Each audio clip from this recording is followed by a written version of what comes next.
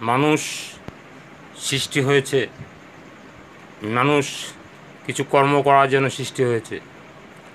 মানুষ সৃষ্টি হয়েছে বাঁচার জন্য, বেঁচে থাকে, বাড়ার জন্য, বেড়ে ওঠে এবং কিছু ঐতিহাসিক জিনিস সৃষ্টি করে যাবে সেই জন্য।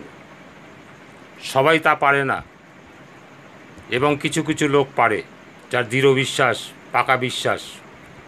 পাকা বিশ্বাসে সবই হয়। মানুষের অসাধ্য কিছুই নেই। মানুষ মানুষেরই জন্য, তাকে মানুষের প্রতি একটু সহানুভূতি দেখাতে হবে, সঙ্গে নিয়ে চলতে হবে। তাহলে মানুষের দ্বারা অসাধ্য কাজ কিছুই নেই।